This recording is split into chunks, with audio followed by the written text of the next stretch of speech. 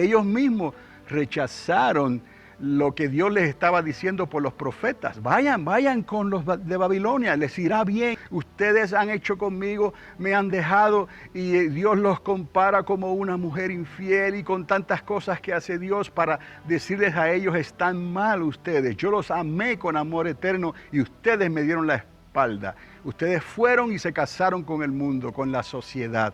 Ustedes celebraron las fiestas paganas con los de Acab. Celebraron las costumbres de Jezabel. Celebraron tantas cosas que hicieron que yo les dije claramente que no las hicieran. Desde los días de Moisés les dije que se cuidaran, porque esto es lo que iba a ocurrir si ustedes me dejaban a mí. Entonces, nos damos cuenta que esto no venía por causa de José necesariamente. Es que José estaba en ese linaje, porque ciertamente José era de la descendencia de David, por el lado de Salomón, por el lado de la deportación, por el lado de Conías, hasta los días del empadronamiento que ocurrió, y entonces José ya se declara como el padre del hijo de Miriam, de María. Cuando Dios llama a Mesías, Zorobabel está reconociéndole el derecho al trono según la línea real de Salomón. Pero vuelvo otra vez a donde estaba. Mateo no podía probar esto. Por lo tanto, aunque fue lo correcto por Lucas, según la costumbre, expresar que José también fuese considerado hijo de Elí, por estar casado legalmente con Miriam, se entendía naturalmente que la línea de sangre biológica era la de María, por su padre Elí, siguiéndolo hasta Natán, hijo de David. Entonces, aquí vemos que no hay contradicción. En realidad es que Mateo está presentando esto por la línea real, ¿no? Y Mateo también aclara, se dan cuenta que aquí, por el Espíritu Santo, ellos supieron que José no era el padre biológico de Jesús, hijo de carpintero, porque así se creía, ¿no? Pero es como un secreto dentro de un secreto. Entonces, los que lo tenían que saber, lo sabían. Y los demás, Dios los juzgó por su actitud. Es lo que ocurre, es la actitud. A veces no tenemos que saberlo todo. Simplemente Dios prueba nuestros corazones, nuestra actitud. Y entonces, en base a nuestra actitud, Dios puede pesar nuestra elección o nuestra decisión. Cuando Dios llama a Mesías Zorobabel, ahí se arregla todo. Porque ciertamente Él lo llama Zorobabel. El que va a reinar en el milenio le llama Zorobabel. Pero ahora podemos hacer la conexión. ¿Por qué? ¿Por qué Zorobabel? Pues porque Zorobabel era el nieto de Jeconías, donde la copa se llenó en Jeconías. No fue que toda la culpa fue de Jeconías. De hecho, Jeconías, luego los de Babilonia lo trataron bien. Lo sentaron a la mesa como si fuera un rey. Y él comía la mejor carne y fue tratado como un rey. ¿Ves? Dios, simplemente la gota se llenó en Jeconías. Y el desquite, ya Dios no podía más. Y lo dijo, ¿no? Pero le cayó ¿a quién? A Jeconías. Pero en ese momento el derecho al trono legal murió. Por eso le digo, ¿y nosotros somos mejores que ellos? ¿Usted cree que tiene que entrar a ese milenio por obligación? No, va a depender de tu actitud. Tenemos nosotros que no creernos mejor que nadie. Aún Pablo en Romanos 11 él explica que a la iglesia no se crea mejor que Jacob. Porque de la manera que él arrancó, y usa la palabra otra vez, arranca a Jacob, ¿no? E injerta ¿a quién? Me está viendo el paralelismo, por amor a Dios. Arranca a Jacob e injerta a la iglesia. Es lo mismo, arranca a Jeconías e injerta a Zorobabel. No nos podemos creer mejor que nadie. No podemos abandonar a Israel porque está en el plan. El que toca a Israel está tocando la niña del ojo de Dios. No podemos nosotros pensar de esa manera, y muchas denominaciones e instituciones están pensando así porque es lo más fácil, es el sentido que hay para poder arreglar el problema de los dos estados en Israel y darle algo a los palestinos que no se merecen ni una pulgada de tierra ahí. Todo le pertenece a Abraham. Entonces, Si ellos quieren ser parte de eso, que acepten entonces a Isaac y se olviden de Ismael. Y ya, así de bueno es Dios. Entonces, el asunto es que nosotros no somos mejores que ellos y que tenemos que cuidarnos porque tenemos un derecho al trono también, que es el primer reino. Pero que no vayas a pensar que ese primer reino está ya garantizado y que vas a entrar ahí como quieras. No, no. Porque el primer bema va a reconocer tu actitud, si verdaderamente eras o no eras. Si eras, entras. Y en el bema, el primer bema, Dios te lo va a decir, el Señor te lo va a decir. Entra en el gozo de tu Señor y vamos a trabajar porque tenemos que repoblar la tierra otra vez. No por ti ni por mí, pero la va a repoblar probablemente por la descendencia de Jacob. 1000 años y se va a llenar la tierra otra vez de gente. La única diferencia, ya les he dicho tantas veces, que el chamuco va a estar encadenado en el corazón de la tierra por esos 1000 años. Y ya usted sabe, ¿no?, que el diablo sabe más por viejo que por diablo, ya les he dicho. Cuando sale de ahí, en poco tiempo, como los políticos, levanta, ¿no?, una cantidad incontable de gente, como la arena del mar, para luchar otra vez contra Jerusalén y el Cordero de Dios. Pero esta vez el Cordero no mueve ni un dedo. ¿Quién lo hace todo? Abba, el Padre. Y entonces sí, ese será el final. Y vendrán cielos nuevos y tierra nueva. Cuando Dios llama a Mesías Zorobabel, está reconociéndole el derecho al trono según la línea real de Salomón, aunque José no lo pudo hacer. Ahora entendemos, José no lo pudo hacer. Ahora, en Juan les doy esta información porque va con lo que le estoy hablando, ¿no? Eso verdaderamente así sucedió. A lo suyo vino y los suyos no le recibieron. Él vino relacionado al reino, a lo suyo, pero los suyos no le creyeron. Entonces, este asunto no viene de ahí. Esto venía ya del tiempo de Jeconías. ¿Está entendiendo? Antes de la deportación, Dios tuvo paciencia, pacientemente, ¿no?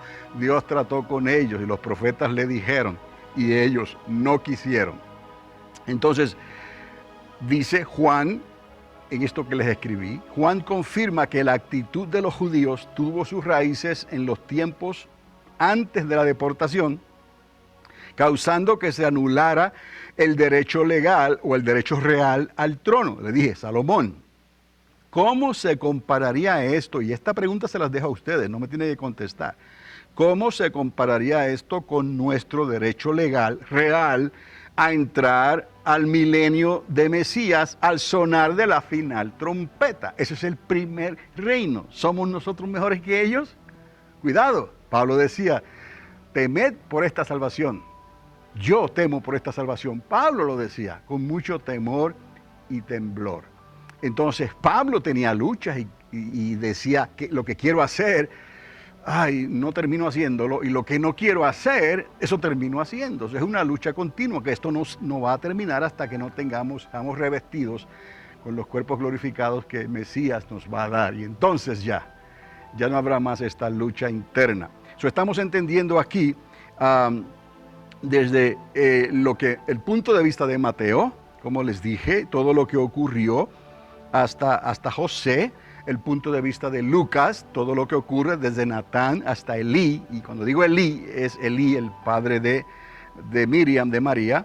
Entonces el asunto no comenzó ahí, en ese tiempo, ya esto venía desde antes de la deportación, ¿estamos?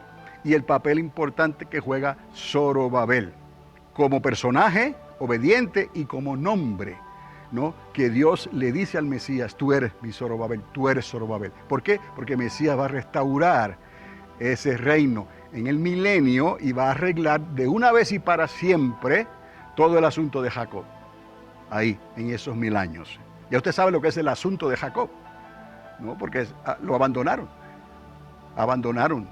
al primer amor. Y Dios les dice, regresa al primer amor. ¿No le dice eso mismo a la iglesia? Regresa al primer amor. Aquí está la última diapositiva con el diagrama pequeño que les hice aquí. Esa nota que puse al lado es porque solo quería decírselo que en el talmudismo judaico se considera a Miriam como hija de Elí. No para elevarla a ella, más bien quizás para hacer un comentario negativo de ella, ¿no? Pero sí la consideran como hija de Elí.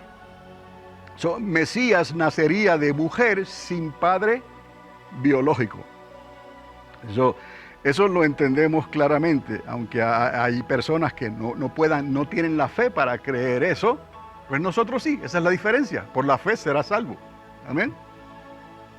Ten fe y ten obediencia. Por la fe se inscribe tu nombre en el libro de la vida, y si retienes la fe, en el segundo reino, ahí estarás, serás levantado. Pero hay algo mejor, como dicen los comerciales, ¿no? Hay algo mejor, ¿no?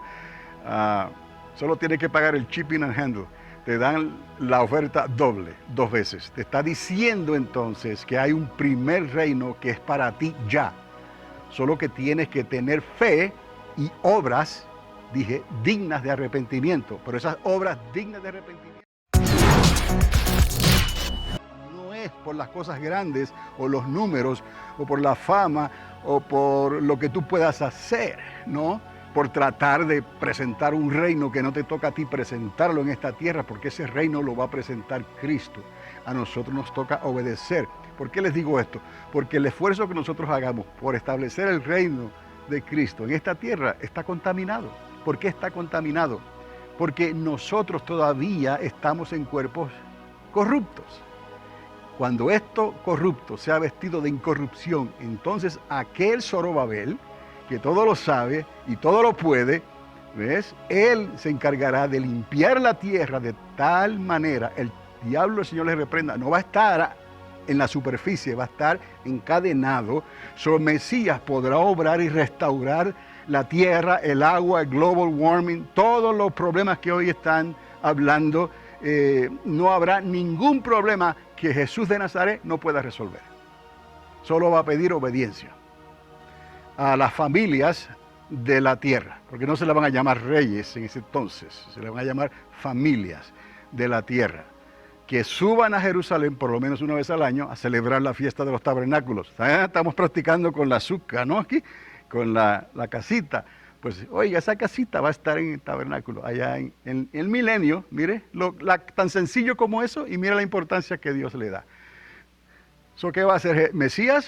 Va a probar esas familias en la tierra, venir y subamos al monte de Jehová, como dice la palabra, al Dios de Jacob. El milenio es relacionado con Jacob, con lo que pasó con los 12, las tribus y todo Israel. Ya en el segundo reino y ya en la eternidad con el Padre, entonces se habla de reyes. Ya no es familias, se hablan de reyes, naciones y reyes que estarán en la eternidad, y lo único que tendrán que hacer ellos es comer de las hojas del árbol de vida y no morirán eternamente y para siempre. Esa es la voluntad de Dios. Y nosotros con cuerpos glorificados, como estuvimos en el primer reino, seguiremos en el segundo reino. ¿Me está entendiendo? ¿Ah? Pero no quiero salirme mucho de ahí. Bien, el rey David, vean aquí, Salomón y Natán. No quiero ir hacia atrás porque ya les dije, desde Abraham hasta David 14, de David a la deportación 14, y de la deportación hasta Mesías, 14. Lucas se va directo. Vemos a Mateo por la línea real, vea David, Salomón, la deportación, y justo antes de esa deportación ocurre lo de Conías, ¿no? Su actitud. Pero ya les dije que la gota se llenó en ese momento. No fue que todo fue culpa de Jeconías, pero a él le cayó el sello, ¿ok? Pero Dios tuvo misericordia de él y los de Babilonia lo trataron bien, mejor que a nadie, durante ese tiempo. ¿Qué maldición fue esa? Algunos dirán, ¿no? Pero el asunto es que no fue la maldición de Jeconías, fue que perdieron por amor a Dios el derecho al trono real. Ese es nuestro peligro hoy. Yo no quiero perder el derecho al trono real. Y ese es el primer reino, nos está llamando Cristo hoy. El Espíritu Santo se va a encargar de ayudarnos, si se lo permitimos, de ayudarnos y de salir triunfantes y vencedores en todo momento, hasta que la final trompeta, ese es el asunto, tan pronto suene la final trompeta, y si la oíste, serás transformada con cuerpo glorificado. Eso es lo que nosotros tenemos que tener con mucho temor y temblor. La final trompeta. Yo la quiero escuchar, tú la quieres escuchar, que se quede atrás lo que se va a quedar atrás. Pero yo y mi casa entraremos al primer reino. Ok, de ahí vemos entonces a Zorobabel, ya entiende por Zorobabel lo grande, la gracia que recibió Zorobabel con lo que él hizo. Que luego Dios, sabiéndolo todo, que ya no había derecho al trono, al reino, le dice a Mesías, Zorobabel, mío, Zorobabel. Y él lo hace, establece el milenio. Jesús de Nazaret, es el mismo, no ha cambiado, el ángel de Jehová. Entonces, por Lucas vemos la línea directa desde Natán hasta Elí, y a eso se le llama la línea biológica o de sangre, podemos decir, de Miriam o de María, con su nombre en griego, por Lucas, que de hecho es un griego. Mateo es un judío y Lucas es griego. Lucas no fue contado entre los 12, pero mira qué importante, hizo como Pablo, ¿no? No fue contado entre los 12 como un abortivo, pero así es como Dios trabaja, al que menos le da más. Y Lucas no tenía mucha influencia en esto, pero Dios le dio gracia.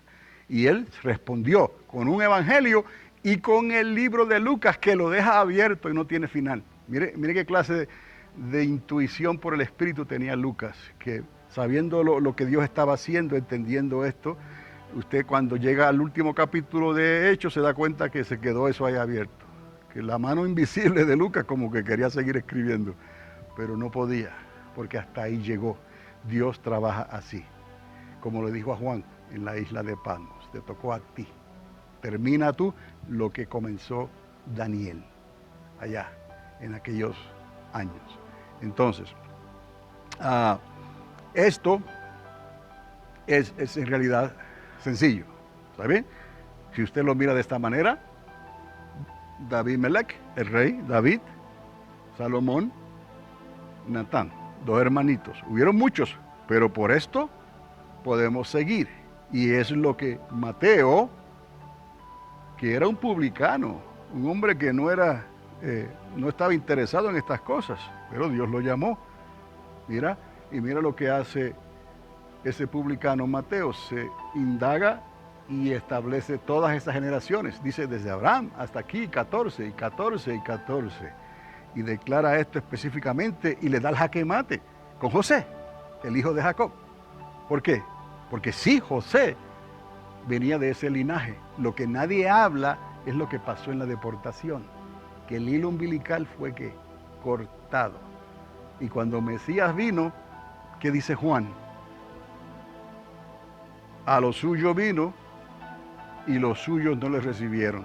Pero esto no pasó aquí, esto pasó acá. Ya era muy tarde. Sí, pero en el trasfondo del contexto de lo que él está hablando, él se está refiriendo a esto. Aquí se cortó. Piense que hay un hilo umbilical aquí, un cordón. Está aquí. Que todo iba a funcionar bien si ellos hubieran obedecido y esto no hubiese pasado de la manera que pasó, ¿no? Entonces, no quisieron ellos y llegó aquí. Y nació de mujer, como se había dicho, y a los 35 años, él dice, a lo suyo vino, se escribió de él, y los suyos no les recibieron. Pero podemos pensar que eso ocurrió aquí. Esta declaración y este evento ocurrió aquí nada más. No, lo que les estoy diciendo, que esto tenía sus raíces acá. ¿Es como Dios hace las cosas? Segunda de Samuel, lo de las entrañas, ok. De una manera rápida de verlo es así, pero entendamos que Jeconías no tuvo la culpa de todo esto. O sea que ya es cuando se llena la copa, hasta aquí aguanté. Ya Dios trató de arreglar esto. Él trató de arreglar esto antes de que se dividieran el reino. ¿Te acuerdas que Israel tomó por un lado y las dos tribus, 10 y 2, 12, Judá y Benjamín, ¿no? Pero ya Dios escogió la tribu de Judá y por eso es que se llaman judíos. Y entonces de ahí salió ¿qué? David, y él se lo dio a Salomón. Pero Dios estaba ya tratando con ellos desde antes. Siempre va usted a encontrar desde antes, hasta que llega ¿a dónde? A Adán y a Eva. De hecho, Lucas remonta todo esto no hasta David. Siga usted, cuando lea esto el miércoles que viene, lo lleva hasta Adán y le dice, hijo de Dios, Adán. Entonces, todo está acomodado conforme al plan de Dios. No hay escape, no hay salida, nadie se puede justificar. Todos desobedecimos, todos fuimos culpables, ¿no? Por la desobediencia de Adán, todos desobedecimos y el único que nos puede restaurar es Mesías, Zorobabel, digamos, en este caso que estamos hablando de esta manera. Lo que hace Lucas es que remonta todo esto de esta manera y ni aún así creyeron. Pues si no creyeron de esta manera, ni tampoco creyeron de esta otra. Bueno, si te refieres a qué hubiera pasado, es como decir, tantas cosas podemos especular, pero no tenemos esa información. No fueron las extrañas de Salomón, ni las extrañas de ninguna mujer de Salomón, la que iba a resolver esto, porque no podía ser ya, quedó cortado aquí. Al cortar aquí, se cortó esto. No necesariamente, no necesariamente está hablando de María, de Miriam, no. Aquí el personaje central aquí, que todavía no había salido a relucir, es ella, la mujer de Génesis, que no está identificada. La virgen, que se traduce como jovencita en realidad, no virgen, pero es jovencita. Obviamente si era jovencita iba a ser virgen. La persona central en toda esta profecía doble es María. Era imposible que por Mateo se cumpliera esto. Ya Salomón no lo pudo hacer, no lo iba a hacer de sus entrañas. La única que iba a poder realizar esto por sus entrañas, de vientre a vientre, digamos, ¿no? De sangre, era ella. Entonces Natán fue el hombre, no fue Salomón, pero el asunto del trono y del reino se le dio a Salomón. El asunto es que de las entrañas, que es lo que les quiero mostrar, de las entrañas de sangre solamente era ¿quién? Miriam, no había otra. Esta es la de Génesis 3:15, no hay otra. Ahí está, levita, ¿no? Sobrina o pariente de Elizabeth, por los levitas, por el sacerdocio arónico, real. Oiga esto. Yo he escuchado del juego de ajedrez en 3 dimensiones. Esto es algo como decir, tenemos libre albedrío y Dios, el maestro de maestros, sabe cómo, sin manipular nuestro libre albedrío, conoce todas las cosas y nosotros vamos obrando conforme a como Él pensó que íbamos a obrar, sin Él intervenir en nuestro libre albedrío. Es como decir jugar ajedrez en 3 dimensiones. Hay diferentes ángulos para pensar qué es lo que va a pasar. En el libre albedrío, mucha gente se enreda con la predestinación. Calvino decía, no, estamos determinados quiénes van a ser salvos y quiénes se van a perder. Pero eso entonces no concuerda con el libre albedrío, que es tan importante en la palabra de Dios, para ellos, para los judíos y para nosotros. Sin libre albedrío, ¿para qué entonces? Pablo habla de ese libre albedrío. Entonces, cuando ocurren estas cosas, y entiendo lo que dice Marixa, ¿y qué si pasara esto? ¿Y qué si pasara lo otro? Bueno, todas esas cosas están ahí. ¿Y qué si pasara esto? ¿Y qué si pasara lo otro? Pero recuerde, si Dios está jugando ajedrez en 3 dimensiones, Él está haciéndolo para respetar nuestro libre albedrío. Y entonces las cosas van a suceder, porque Judas entregó a Jesús. Nació Judas para entregar a Jesús. Entonces, ¿tenía Judas libre albedrío? Si tenía libre albedrío, cualquiera puede zafarse del diablo con libre albedrío, a menos que tú hayas de alguna manera hecho algún pacto o entregado, ¿no?, tu libre albedrío de alguna manera, si eso se pudiera hacer, al enemigo, ¿ves? Es que Dios permite todas estas cosas y se cumple. Dios que pesa los corazones, se cumple. Es como que el agua va saliendo por diferentes grietas y Dios las está viendo a todas. Pero cada rayito de agua o riachuelito de agua puede salir por donde Él quiera, por donde pueda o quiera, ¿no? Pero Dios no va a controlar eso. Pero ¿qué ocurre? Que todos los riachuelitos salieron como Dios quería ya, o había pensado, y al final dijo, yo dije que esto iba a salir así, y salió. Siempre que consideremos que no pongamos a Dios en una esquina, o sea, que vayamos a decir, entonces tenía que ser así, porque si Dios no hubiera querido hacer con José lo que él hizo, lo pudo haber hecho con otra persona. El resultado de Dios iba a ser el mismo. Miriam, de mujer, concebido por el Espíritu de Dios. Iba a ser el mismo. Las variantes podían ser variantes, como en matemática, variables, ¿no? Con José o con quien haya sido, ¿no?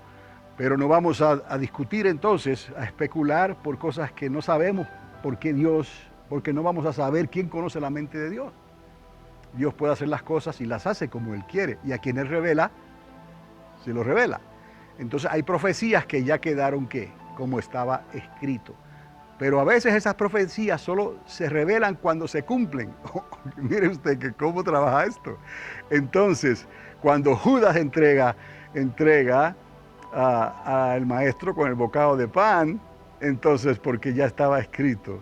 Pero antes lo podían revisar 10 veces, 100 veces, y no les cae el 20. Pero cuando ocurre, se cumple la profecía.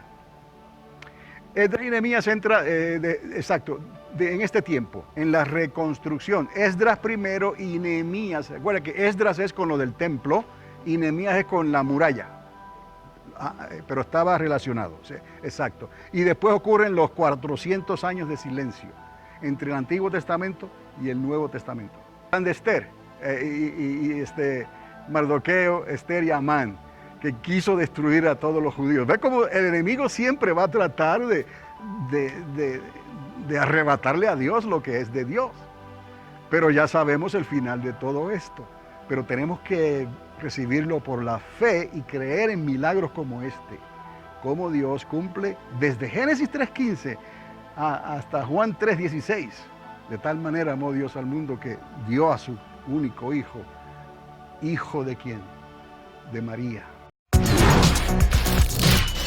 No hay más que una respuesta a eso, hermana. Aquellos cuyos nombres no estén inscritos en el libro de la vida serán lanzados al lago de fuego, eternamente y para siempre. Y tu salvación está garantizada, hermana. Tu salvación, para cuando esos libros estén abiertos, está garantizada. Lo único que puede hacer que tu nombre sea borrado de ese libro, Dios no lo quiera, es que ocurra algo aquí que te obligue o te lleve a negar el nombre de Jesús. Y en ese momento entonces se cumple Apocalipsis 3:5. Por cuanto no has negado mi nombre y has guardado mi palabra, yo te libraré de la hora de prueba que viene sobre el mundo entero para probar a las naciones de la tierra. Todo está planeado, tu salvación está segura. Lo que estamos hablando aquí es que tú quieres que cuando ocurra la final trompeta, Dios te halle bautizada en agua, bautizada en Espíritu Santo, ¿no? Llena de fe y del Espíritu Santo. Y si tú estás así, entonces a esa final trompeta, en un abrir y cerrar de ojos, dejas el cascarón viejo aquí en esta tierra y te bajan uno nuevo para el cielo. Digo, eso del cascarón yo no sé, pero hay que ver. Hay que ver.